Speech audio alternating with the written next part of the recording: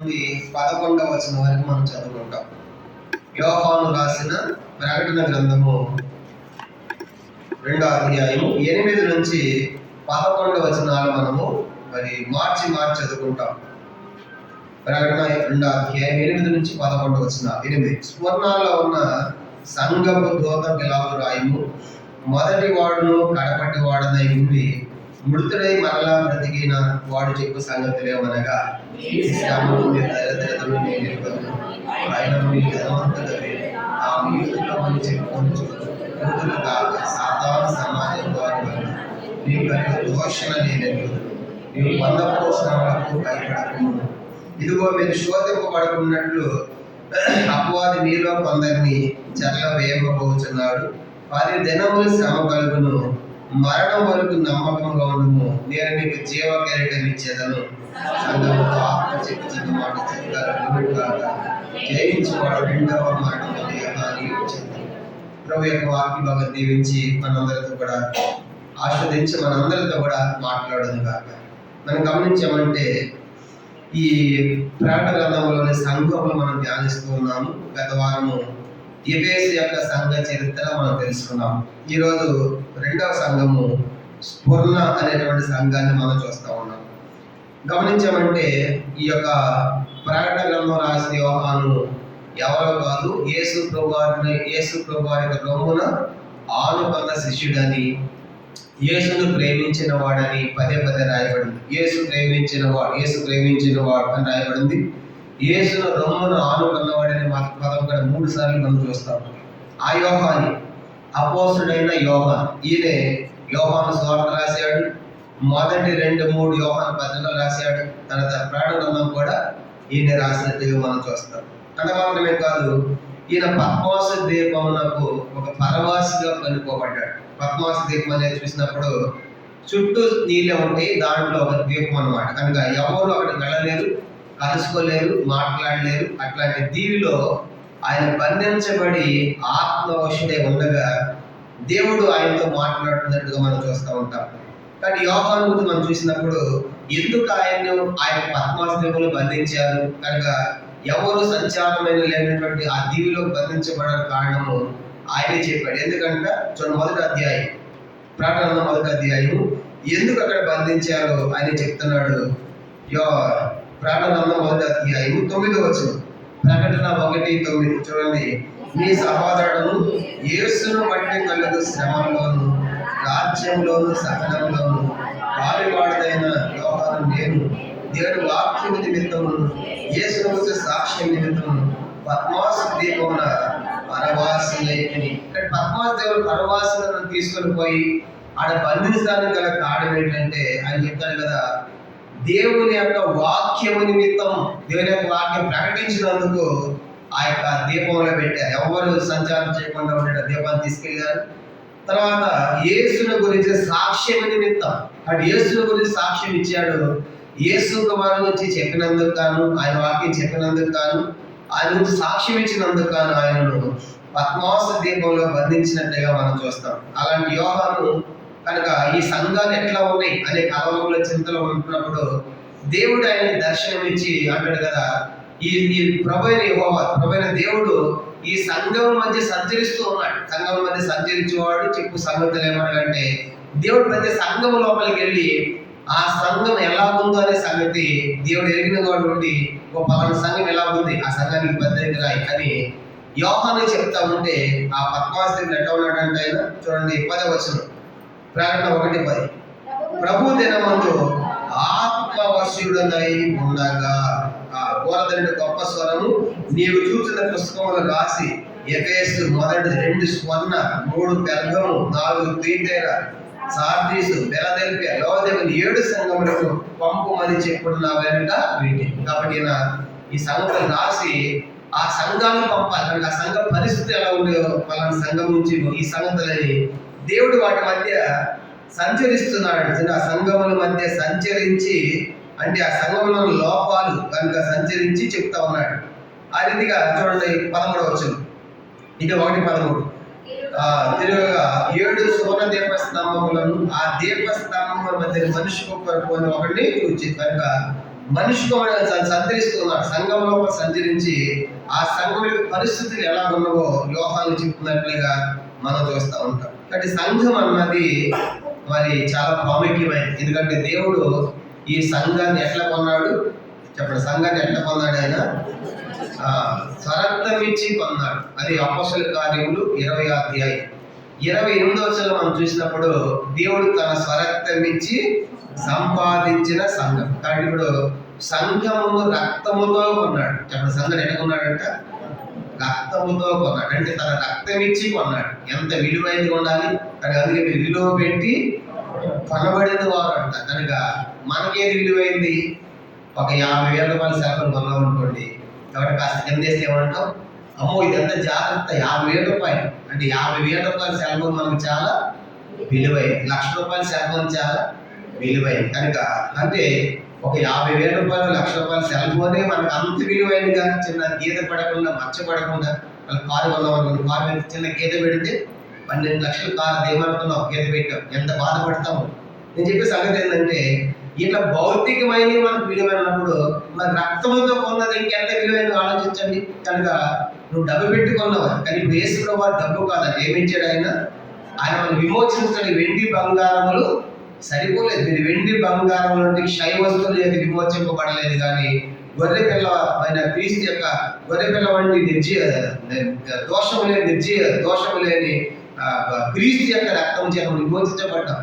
కనుక అన్నప్పుడు సంఘం ఎంత విలువైనదిగా ఉండాలి. అంటే దేవునికి రక్తం ఇచ్చి కొన్నాడు అంటే చూడండి, అది ఎంత విలువైనదిగా దేవుని సంఘము దేవుని దృష్టిలో ఉందో మనం జ్ఞాపకం పెట్టుకోవాలి. అలాగే దేవుడు రక్తం ఇచ్చి కొన్నాడు కాబట్టి ఆ సంఘానికి పంపించి హత్యకులని యోహాను ఎట్లా ఉన్నాడంటే, యోహాను 1:10 ఆత్మ వశుడనై ఉండగా. అంటే అర్థం ఏంటి? ఆత్మవశుడు అంటే యోహాను అక్కడే ఉంటాడు, భౌతిక అక్కడే ఉంటాడు, కానీ ఆత్మ ఎక్కడ పోయింది కనుక తిరిగి వస్తా ఉంటాడు. మనం కూడా కొన్నిసార్లు అంటాం కదా, బాడీ ప్రజెంట్, మైండ్ అది మనం ఆత్మవశంలో ఉంటాం. అంటే ఎప్పుడైతే కూర్చుంటాము, బీరువా తాళం వేసానా లేదా, ఇల్లు తాళం వేసానా లేదా, ఇక్కడే ఉంటుంది. కనుక బాడీ, మైండ్ మాత్రము తిరిగి వస్తూ ఉంటుంది. ఇది మన ఆత్మవశం. కానీ యోహాను ఆత్మవశం అంటే భౌతికంగా అక్కడే ఉంటాడు, కానీ దేవుడు ఆయన తీసుకుని పోతాడు, అని తిప్పుతున్నాడు అన్నమాట. ఇది అర్థం కావడం యెహెజ్కేలు గ్రంథం 8వ అధ్యాయం. యెహెజ్కేలు కూడా చూడండి, ఆత్మవశుడిగా ఉన్నప్పుడు దేవుడు ఆయన ఎక్కడ తీసుకెళ్తున్నాడు? యెహెజ్కేలు గ్రంథం 8వ అధ్యాయం. యెహెజ్కేలు గ్రంథం 8వ అధ్యాయము 1వ వచనం చదువుకుంటాం. యెహెజ్కేలు గ్రంథం. యెహెజ్కేలు ఇశ్రాయేలుతో యూదులతో పెద్దలతో కూర్చున్నప్పుడు దేవుడు ఆయన ఎక్కడ తీసుకెళ్తున్నాడు చూడండి. యెహెజ్కేలు గ్రంథము 8వ అధ్యాయం 1వ వచనం. యెహెజ్కేలు గ్రంథం 8వ అధ్యాయము 1వ వచనం.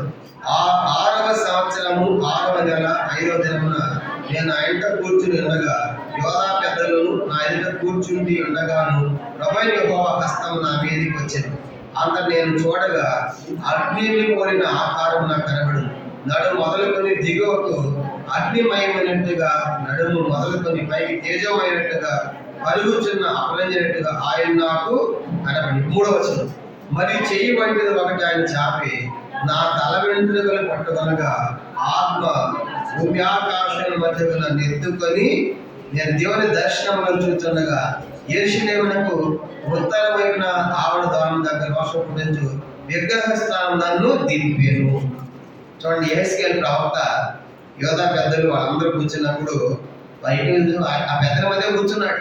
చూడండి, యెహెజ్కేలు ప్రవక్త కూర్చున్నప్పుడు దేవుని హస్తం అంటే తీసుకొని పోయింది. అంటే బాడీ అక్కడే ఉంది. యెహెజ్కేలు బాడీ ఎక్కడ ఉంది? దేహం అంతా అక్కడే ఉంది.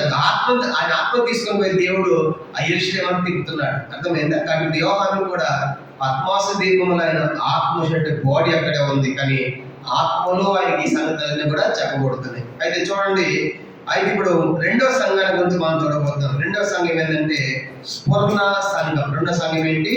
స్ఫురణ అంటే అర్థము గోళము అని అర్థం. స్ఫురణ అంటే గోళం. యేసు ప్రభువు వారికి పాలు తీసుకొచ్చారు, బంగారము, సాంబ్రాణి, గోళం. కనుక ఆ గోళమే కనుక స్ఫురణ అనే పదానికి గోళము అని అర్థం. ఈ గోళం అగ్ని మీద వేస్తే మంచి సువాసన వస్తుంది అన్నమాట గోళం. చూడండి, ఆ సంఘం ఎక్కడ ఉందో చూసినప్పుడు మనకి వెనకాల మ్యాప్ ఉంది. ఆ మ్యాప్లో చూసినప్పుడు ఇది రోమా సామ్రాజ్య టైంలో, ఇదంతా కూడా రోమా సామ్రాజ్య టైంలో ఆసియా కనబడుతుంది. ఆసియా, ఈ ఆసియా అన్నది ఇది ఒక రాష్ట్రం. చెప్పండి, రోమ సామ్రాజ్యంలో ఆసియా అనేది ఒక రాష్ట్రం. ఇప్పుడు ఆసియా అనేది, మన ఆసియా అనేది ఏంటి? ఇది ఖండం. కానీ ఇప్పుడున్న ఆసియా, అప్పుడున్న ఆసియా కాదు. అప్పుడున్న ఆసియా ఏమో ఇదంతా ఒక రాష్ట్రం. అంటే ఒక రాష్ట్రంలో ఉన్న సంఘాలు ఇవన్నీ కూడా అర్థమైంది. కానీ ఆసియాలో ఉన్న సంఘాల్లో ఎపిఎస్ చూసాము, ఈరోజు స్వర్ణ చూడబోతున్నాం. ఆ తర్వాత తుయిటేరా, సార్దీస్, ఫిలదెల్ఫియా, లవోదికియా, పెర్గము, ఈ సంఘాలన్నీ కూడా వీరు ఆసియా రాష్ట్రంలో ఉన్న సంఘాలు అన్నమాట. ఈరోజు మనం చూడబోతుంది ఇది స్వర్ణ సంఘం. చెప్పండి, ఇది స్వర్ణ.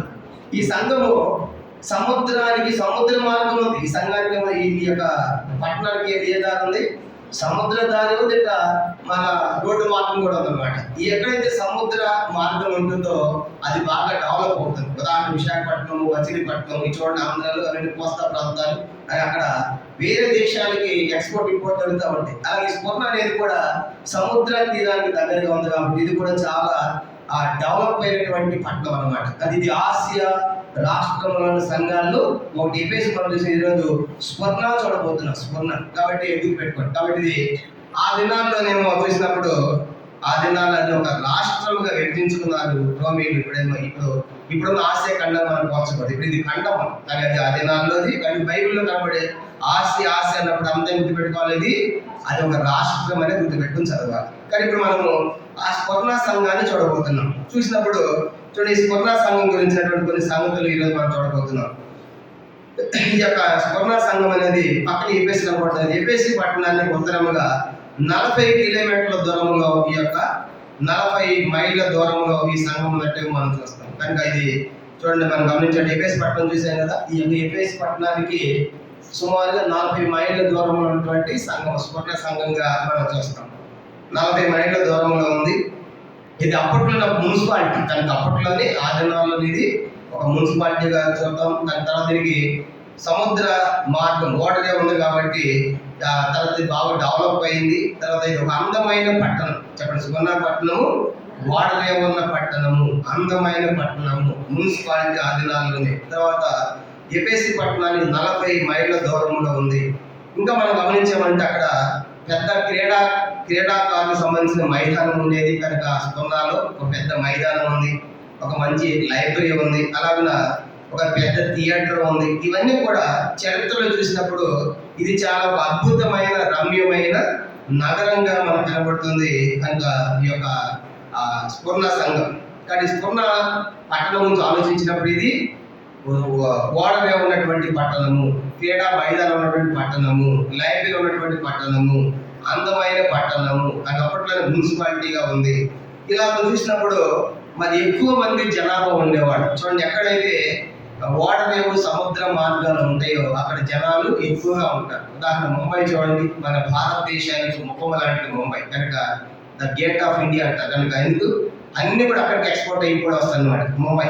అలాగే అవి బాగా డెవలప్ అవుతాయి, జనాలు కూడా ఎక్కువగా ఉంటారు. అట్లాంటి దానికి సంబంధించింది ఈ పట్టణం కూడా. కనుక ఈ స్వర్ణ కూడా అలాగే ఇది మరి బాగా డెవలప్ అయినటువంటి పట్టణంగా.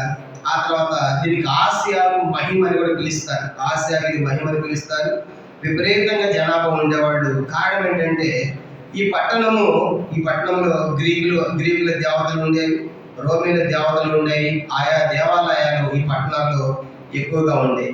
ఇంకా మనం చూసామంటే ఇక్కడ చాలా దేవతలు ఉండేవి, చాలా ప్రాముఖ్యమైన దేవతలు. సిబిరి అనేటువంటి దేవత, అపోలో అనేటువంటి దేవత, ఆఫ్రడైట్ అనేటువంటి దేవత, జేఎస్ అనేటువంటి దేవతలకు ఈ పట్టణంలో గుళ్ళు కట్టారు.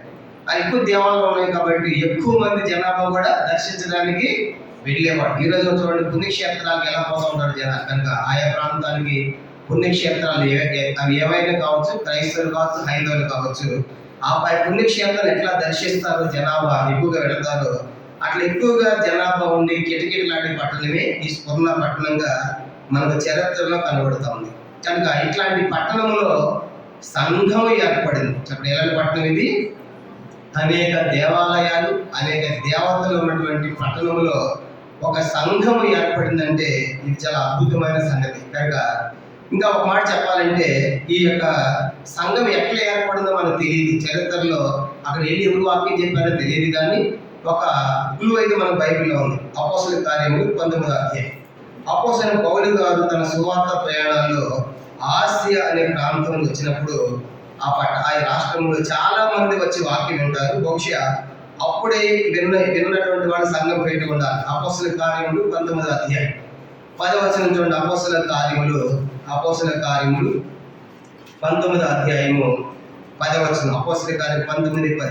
2 ఏళ్ల వరకు లోపల జరిగిన కనుక యూదులేమి గ్రీసేసేమి ఆసియాలో కాపురమున్న వారందరూ ప్రభువాక్యం లేదు. ఆసియాలో కాపురం అంటే ఆసియా రాష్ట్రం వాళ్ళంతా వాక్యం. బహుశా అప్పుడు వాక్యం వినే సంఘం బహుశా ఏర్పడి ఉండవచ్చు అని పండితుల యొక్క అభిప్రాయం మనం చూస్తాం. ఇలా సంఘ స్థాపన ఎలా జరిగిందో మనకు తెలియదు, కానీ కనుక అలాగ ఆ యొక్క ఆశలు వాక్యం విన్నప్పుడు బహుశా ఏర్పడి ఉండవచ్చు అని పండితుల యొక్క అభిప్రాయం.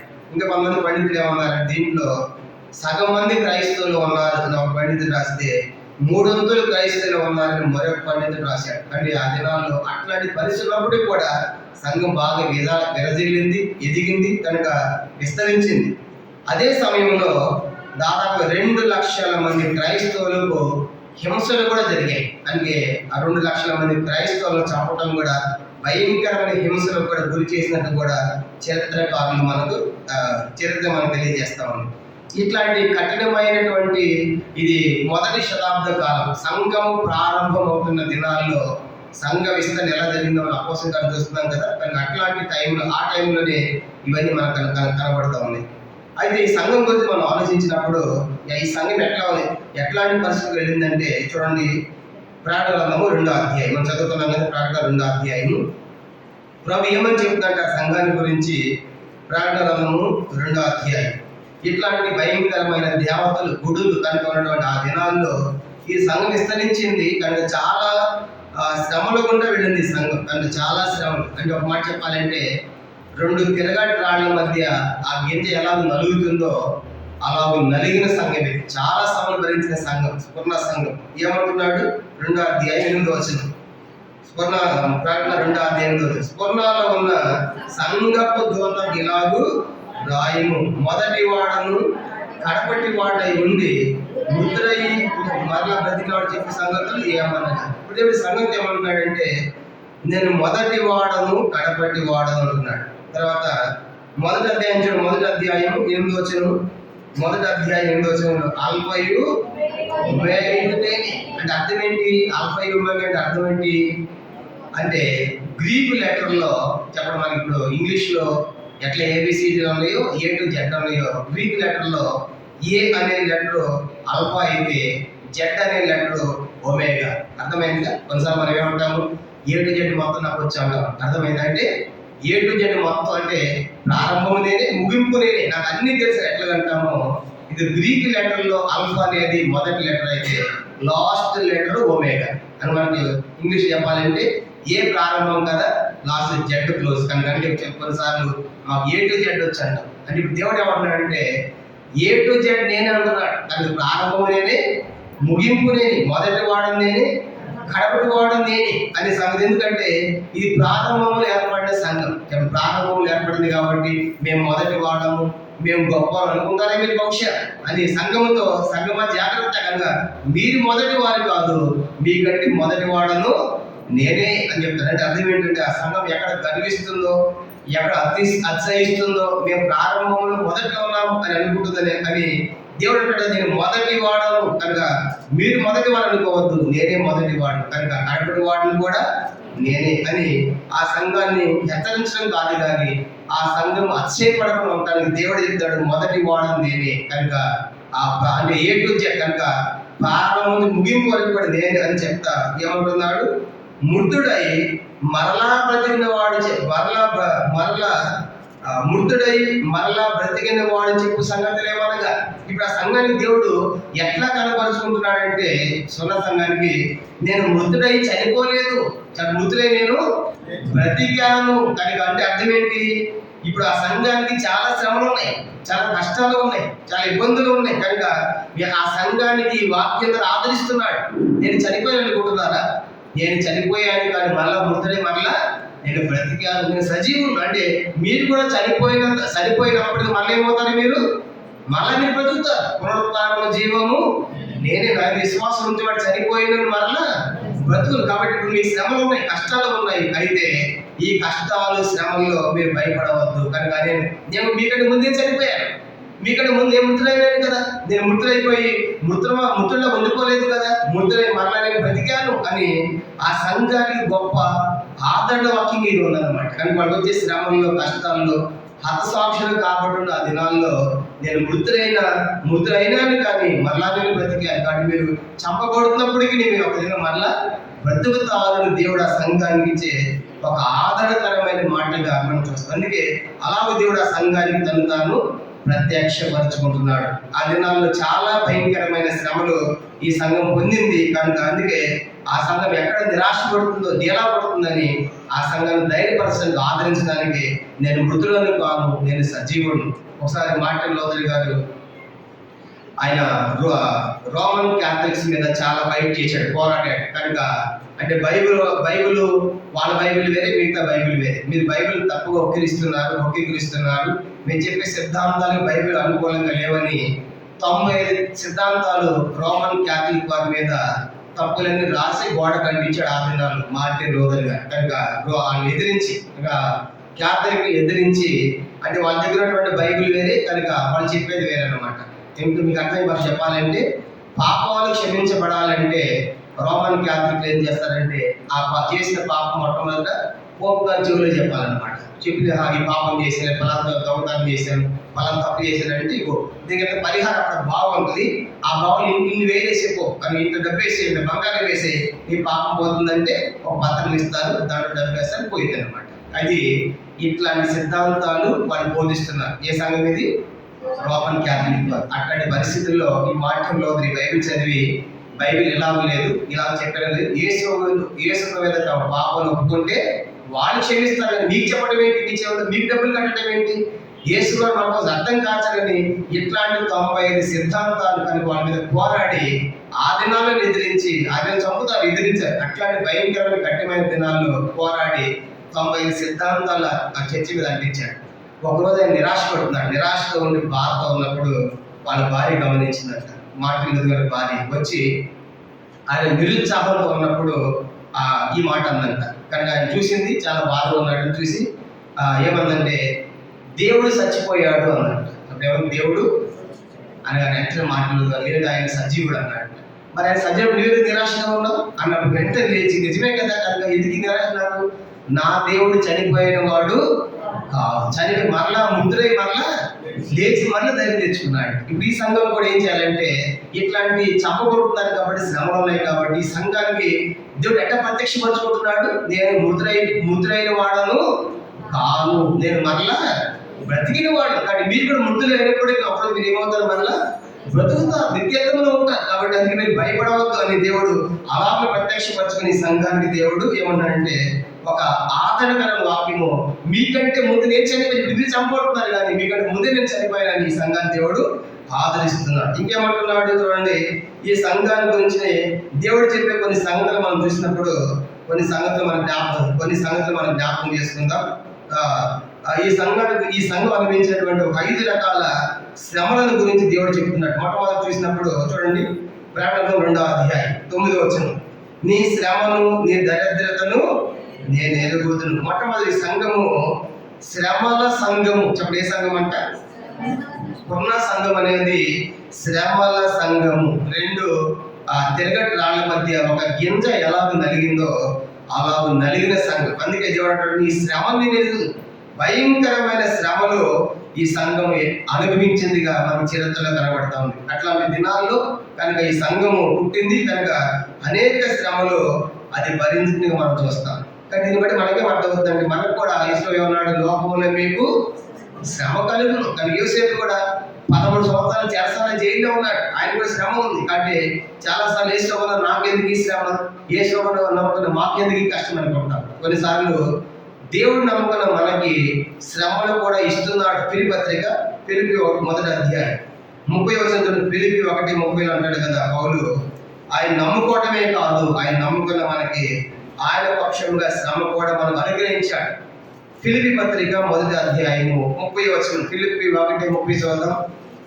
ఫిలిప్పీ 1:30, క్రీస్తునందు విశ్వాసం ఉంచడం మాత్రమే కాక ఆయన పక్షమున శ్రమ పడుటయు ఆయన పక్షాన్ని మీకు అనుగ్రహించబడును. యేసులో నమ్ముకున్నంత మాత్రాన మాకన్నీ ఆశీర్వాదాలు, దీవెనలు, బిల్డింగ్ కట్టాలి, కార్లు కొనాలి, విస్తరించాలి, వ్యాపించాలి అనుకుంటారు. కానీ దిపోలు అన్నాడు, యేసుని ఎట్లా నమ్ముకోవాలి? నమ్ముకుని మీరు విశ్వాసం ఉంచడమే కాదు, ఆయన కోసం మీరు శ్రమలు కూడా పొందాలి అని చెప్తున్నాడు అన్నమాట. కాబట్టి ఇప్పుడు ఈ సంఘానికి కూడా అందుకే మీకు శ్రమలు ఉన్నాయి చూసినప్పుడు నిరాశపడతారేమో, మీ ఇక్కడ ముందే చనిపోయి బతికిన వాడిని కాబట్టి మీరు ధైర్యంగా ఉండాలని చెప్తున్నాడు. అందుకే శ్రమలు, ఈ శ్రమలు వాళ్ళు ఏం చేస్తాయి అంట పేతురు ఏమంటాడు? పేతురు రాసిన మొదటి పత్రిక 1వ అధ్యాయం చూడండి. ఈ శ్రమల ద్వారా మనం ఒక క్రైస్తవుడు ఏమవుతాడు? శ్రమల గుండా పోయే క్రైస్తవుడు ద్వారా చివరికి ఆ క్రైస్తవుడికి ఏమవుతుందంట? మొదటి పేతురు పత్రిక 1వ అధ్యాయము 7వ వచనం. మొదటి పేతురు 1:7 చదువుదాము. నశించిపోవు సువర్ణము అగ్ని పరీక్ష వల్ల శుద్ధపరచబడుతున్నది కదా, దానికంటే అమూల్యమైన విశ్వాసము ఈ శోధన చేత పరీక్షకు నిలిచిందాయి. యేసుక్రీస్తు ప్రత్యక్షమైనప్పుడు మీకు మెప్పును మహిమై కర్త కలుగుటకు కనుక ఏ రీతిగా ఆ యొక్క అగ్నిలో బంగారం వెళితే శుద్ధ అవుతుందో అది ఏమవుతుంది? శుద్ధ అయ్యే కొలది ఇంకా వెలుస్తుంది అన్నమాట, ఇంకా వెలుతుంది. అలాగన మనం ఈ శోధన చేత శ్రమల చేత వెళ్ళినటువంటి మనం ఒక దినం యేసు రోజు మెప్పు మహిమ ఘనత మనము పొందబోతూ ఉన్నాం. అందుకే ఈ శ్రమల గురించి మీరు అధైర్యపడవద్దు. మొదటి పేతురు పత్రిక 4వ అధ్యాయం 4వ అధ్యాయము 12వ వచనం. మొదటి పేతురు 4:12 చూడండి.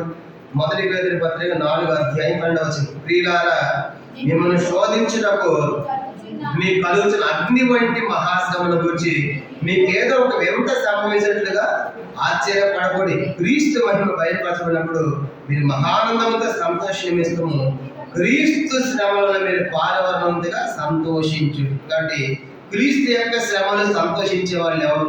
కనుక క్రీస్తులోని ఆశీర్వాదాలు మాకు కావాలి, కానీ క్రీస్తులోని శ్రమలు మాకెందుకు అంటాం? కాబట్టి శ్రమ లేకుండా మనం మహిమ లేదు. ఎఫెసీ పత్రిక శ్రమ లేకుండా మహిమ లేదు. ఇది అపోస్తుల బోధ. శ్రమ పడిన వారి ఒక దినము మహిమను పొందబోతున్నారు. ఎఫెసీ పత్రిక 3వ అధ్యాయం. ఎఫెసీ పత్రిక 3వ అధ్యాయము మనం గమనించామంటే శ్రమ ఆ తర్వాత మహిమ. ఎఫెసీ పత్రిక 3వ అధ్యాయము 13వ వచనం. ఎఫెసీ 3:13. కాబట్టి మీ నిమిత్తమై నాకు వచ్చిన శ్రమలను చూచి మీరు అధైర్యపడవద్దని వేడుకొనుచున్నాను, ఇవి మీకు మహిమ కారణములై ఉన్నవి. శ్రమలు ఎక్కడ తీసుకెళ్తుందంట? మహిమలో తీసుకెళ్తుంది. అంటే శ్రమ లేకుండా మహిమ లేదు. అపోస్తలుల బోధ ఏంటంటే శ్రమ ఆ తర్వాత మహిమ. కాబట్టి క్రైస్తవుడు, అందుకే ఎవరైనా క్రైస్తవుడు అయినందుకు శ్రమ అనుభవిస్తే ఆ పేరు బట్టి దేవుని నుంచి అంటే మనము మహిమపరచాలి. కాబట్టి ఈ సంఘానికి దేవుడు అంటాడంటే ఈ సంఘం చాలా శ్రమల గుండా వెళుతుంది. కాబట్టి నేను మృతులై చనిపోయిన వాడిని మాట్లాడుతున్నాను, కాబట్టి మీరు అధైర్యపడవద్దని ఆ సంఘాన్ని హెచ్చరిస్తూ అంటున్నాడు. నీ శ్రమ నాకు తెలుసు, ఎంత భయంకరమైన శ్రమలు కూడా మీరు వెళుతున్నారు, నేను చూస్తున్నాను అంటున్నాడు. చూడండి, 2వ సంగతి ఏమంటున్నాడు? ప్రకటన గ్రంథం 2వ అధ్యాయం.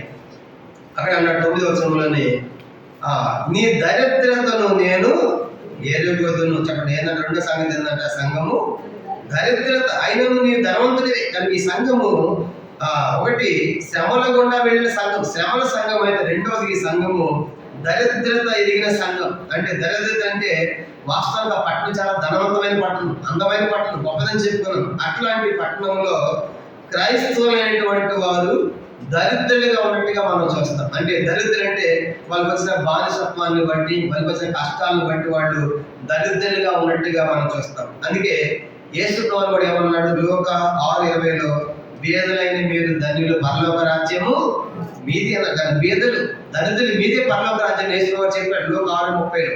పౌలు కూడా ఏమన్నాడు? పౌలు కూడా చూద్దామన్నమాట. 1 కొరింథీ పత్రిక 6వ అధ్యాయం. పౌలు కూడా ఏమన్నాడంటే మేము లోకానికి దరిద్రులుగా ఉన్నప్పటికీ మేము ఐశ్వర్యవంతులమే.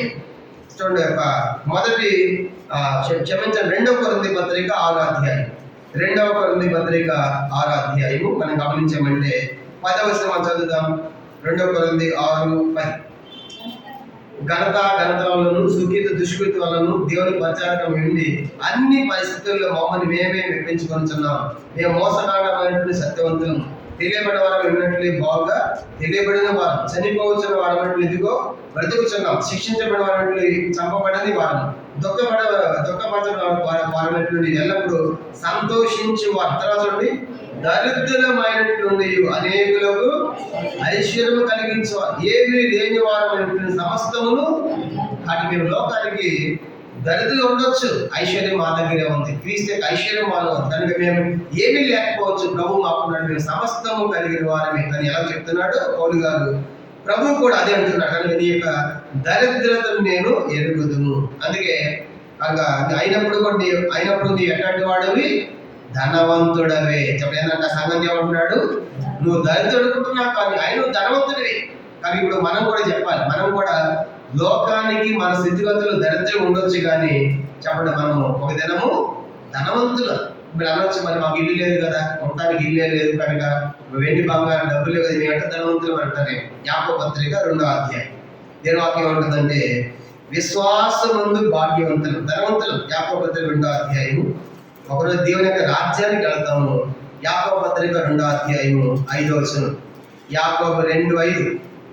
నా ప్రియ సహోదరులారా ఆలకించుడి, ఈ లోక విషయంలో దరిద్రులైన వారి విశ్వాసమందు భాగ్యవంతులుగాను. ఈ లోక విషయంలో దరిద్రులు కావచ్చు కానీ విశ్వాసంలో మనం భాగ్యవంతులు. అందుకే ధనవంతుడు చనిపోయి నరకానికి పాతాళానికి పోయాడు, దరిద్రులైన లాజరు చనిపోయి ఎక్కడ పోయాడు, అబ్రహాము యొక్క రొమ్మను పెడతానమాట. ఈ లోకంలో దరిద్రులు ఉండొచ్చు కానీ మనం ఐశ్వర్యవంతులమే, ధనవంతులమే అని ఈ విశ్వాసం గురించి, ఈ విశ్వాసం ద్వారా భాగ్యవంతులుగా చేసేవాళ్ళు మన దేవుని మనం స్తుతించ బద్ధులమై ఉంటున్నాం. కాబట్టి రెండవది, ఈ సంఘాన్ని దేవుడు అంటాడు కదా, నీ దరిద్రత కూడా నాకు తెలుసు, ఆయన నువ్వు దరిద్రుడు అనుకోవద్దు, నీవు ధనవంతుడవే అని మెచ్చుకుంటున్నాడు. కానీ ఒకటి, ఈ సంఘము శ్రమల సంఘం. రెండవదిగా దరిద్రతను పొందిన సంఘం. అంటే నీ దరిద్రత కూడా నాకు తెలుసు కనుక దరిద్రత కూడా నాకు తెలుసు, అయినప్పుడు వాటిని ఆనందిస్తున్నావు అని దేవుడు సంతోషిస్తున్నాడు. ఇంకా మూడో సంఘం చూసినప్పుడు ఏం జరుగుతుందంట చూడండి, 9వ వచనంలోని, తాము యూదులమని చెప్పుకొనుచు యూదులు కాక సాతాను సమాజపు వారి వల్ల నీకు కలుగు దోషణ నేను ఎరుగుదును. కొంతమంది యూదులు కాకపోయినప్పుడు కూడా యూదులమని చెప్పుకుంటున్నారంట. ఈ సంఘానికి 4 రకాల పరిస్థితులు, భయంకరమైన పరిస్థితులు ఎదుర్కొంటుంది. ఒకటి, రోమా సామ్రాజ్యం క్రైస్తవులను ఉక్కుపాదంతో అణిచివేసిన దినాలే కనుక రోమా సామ్రాజ్యము క్రైస్తవులను ఉక్కుపాదంతో అణిచివేస్తున్నారంటే రోమా సామ్రాజ్యం ద్వారా క్రైస్తవులకు శ్రమలు. రెండవది, యూదుల ద్వారా క్రైస్తవులకు శ్రమలు, అదనాలు. మూడవదిగా అన్యుల ద్వారా దేవునికి శ్రమలు. నాలుగవది, కైసరికి ఏం చేశారంటే ఆ దినాల్లో కైసరికి ఒక గురి కట్టారు. కైసర్ అంటే రోమా సామ్రాజ్యాన్ని చక్రవర్తులు అందరూ ఏమని పిలిచేవాళ్ళు, కైసరులను పిలిచేవాడు. ఐగుప్తులు పరిపాలించిన వారిని ఏమన్నారు, ఫరోలు అన్నట్టుగా ఆ యొక్క రోమా సామ్రాజ్యాన్ని పరిపాలించిన వారిని కైసర్ అని పిలిచేవాడు. మొట్టమొదటి గుడి ఈ స్వర్ణ పట్టణంలోనే కట్టారు. ఎవరికి, రోమా సామ్రాజ్యం ఏడేటువంటి ఆ సీజర్కి మొట్టమొదటి గుడి ఇక్కడ కట్టారు. ఏం చేశారంటే అందరూ ఏం చేయాలంటే ఆ పట్టణంలో వాళ్ళందరూ కూడా ఆ యొక్క సీజర్ దగ్గరికి వెళ్ళి, చక్రవర్తి దగ్గరికి వెళ్ళి, నీవే నా ప్రభు అని చెప్పి ఒక కర్పూరాన్ని వెలిగించి నీవే నా ప్రభు అని ఒక సర్టిఫికేట్ తీసుకొని పోవాలి. ఆ తర్వాత వాళ్ళు ఏ దేవుడిని ఆరాధించుకోవచ్చు, ఆ దేవుడు ఆరాధించుకోవచ్చు అనమాట. అంటే మొట్టమొదటి ఎవరికి వాళ్ళు మొక్కాలి, కైసరికి. ఇప్పుడు ఇది క్రైస్తవానికి ఎంత సవాలు ఆలోచించండి. మీ ఇంట్లో వాళ్ళు భవిష్యత్తు చేసి ఉంటారు కనుక మా దేవతలు మా నువ్వే మా ప్రభు అని కర్పూరం వెలిగించి కనుక నువ్వే మా ప్రభు అని చెప్పి సర్టిఫికేట్ తీసుకుని పోయి మళ్ళీ వాళ్ళు మన దేవతలు పూజించుకోవచ్చు, ప్రాబ్లం లేదు. అబ్బాయి మనం చేయగలమా? ఆడబెట్టి ఒక మనిషి సాయిసరు పక్క వెలిగించి నేనే ప్రభు అని చెప్పండి, నా ప్రభు నువ్వే అని చెప్పండి చెప్తాం మనం, మొక్కలమా? అలా మొక్కకపోతే ఏమున్నాయి, వాళ్ళకి శ్రమలు ఉంది. అట్లాంటి పరిస్థితి ఇది నిజంగా జరిగిన చరిత్రలు కనుక అట్లాంటి పరిస్థితులు ఈ స్ఫురణ సంఘంలో క్రైస్తువులు ఎదుర్కొన్నారు. అర్థమైందా? ఇప్పుడు అంటే క్రైస్తువులు ఏం చేయలేరు, వేరే వాళ్ళకి మొక్కలేదు. అందుకే మొద్దకే కూడా అన్నాడు కదా, ఆ యూదుల మీద ఆ పని చేయజాల మొద్దగా అన్నాడు. దానియేలు కూడా ఏమన్నాడు చెప్పాడు, దానియేలు కూడా ఏ దేవుని ప్రార్థన చేయకూడదని దానియేలు ముమ్మాకి ఇట్టి శాస్త్రం సంతకం చేయమని తెలిసినప్పుడు కూడా ముమ్మారు ప్రార్థన చేసింది. అది ఎక్కడ వేసారు, దానియేలు తీసుకొని పోయి సింహ గుహలు. ఒక అందరిలో ఈయన కూడా ప్రార్థన చేయడం మానేస్తే ఈయన కూడా ఆ సింహ గుహ ఉండేది కాదు. అంటే ఇట్లాంటి పరిస్థితుల్లో దినాలు ప్రారంభం కనుక ఈ స్వర్ణ పట్టణంలోనే అట్లా సీజన్ మొట్టమొదటి గుడి కట్టారు. వాళ్ళందరూ వచ్చి కర్పూరం వెలిగించి ఈయనే మా ప్రభు అని చెప్పాలి, సర్టిఫికేట్ తీసుకుని పోవాలి. ఇట్లా మిగతా అందరూ చేస్తుంటారు కానీ ఇది క్రైస్తవులు చాలా పెద్ద సవాళ్ళతో కూడిన పని. నిజమైన అసలు ఆ పని చేయలేడు కాబట్టి శ్రమల గుండా వెళ్ళవలసి వచ్చిందన్నమాట. కాబట్టి ఒకటి రోమ ప్రభుత్వము కనుక ఇనుముతో పోల్చారు. రోమ ప్రభుత్వం అది అణిచివేస్తున్నారు క్రైస్తవులను.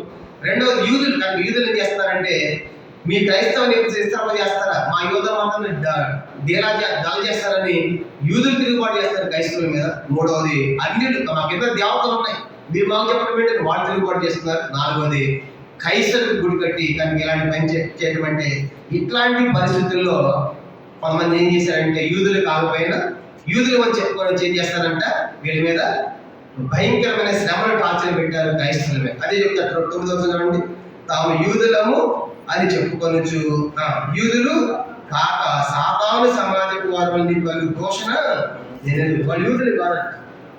మనం గమనించే చరిత్రలో ఒక పాలికార్పస్ అనేటువంటి ఒక సంఘ విశ్వాసిని కొంతమంది ఏం చేశారంటే, విశ్రాంతి దినమున పట్టుకొని వచ్చి ఆయన మంటల్లో కాల్చి వేస్తారు. ఏ రోజు అది? విశ్రాంతి దినం. ఏంటంటే అది విశ్రాంతి. పాలికార్పస్ అనేటువంటి ఒక క్రైస్తవుని కనుక విశ్రాంతి దినం పట్టుకొని వచ్చి మంటల్లో కాల్చి వేస్తారు ఇస్మర పట్టణంలో. అప్పుడు యూదులైతే, నిజమైన యూదులైతే విశ్రాంతి ఏం చేయరు. నిజమైన యూదులైతే ఏం పని చేయరు విశ్రాంతి దినాన, ఏ పని కూడా చేయరు. యేసు కూడా విశ్రాంతిని స్వస్థపరిస్తే ఏమన్నారు? ఒప్పుకున్నారా? విశ్రాంతిని ఎట్లా స్వస్థపరుస్తావు అని ప్రభుని గర్దించారు, ప్రభుని ప్రశ్నించారు. అర్థం ఏంటంటే, నిజమైన యూదులు విశ్రాంతి దినంలో ఏ పని కూడా మోసే టైంలో కూడా ఒక విశ్రాంతి దినాన ఒక యూదులు చేసిన కట్టెలు ఎప్పుడు లేరాడు. ఈ సంగతి తెలిసి మోషేకి ఏం చేశారని తీసుకొచ్చి వారిని కాపుల్లో పెట్టి రాళ్ళతో కొట్టి చంపారు. సంఖ్యాకాండం చూడండి, చాలా కాలం మంది చూసి 21 అనుకుంటా. వాళ్ళు కట్టెలు వేరుతున్నప్పుడు వాళ్ళు ఈ పని చేసినట్టు దొరికింది. తెలిసినప్పుడు విశ్రాంతి దినాన ఈ పని ఎలాగూ చేస్తామని చెప్పేసి అందరం కలిసి సంఖ్యాకాండము 15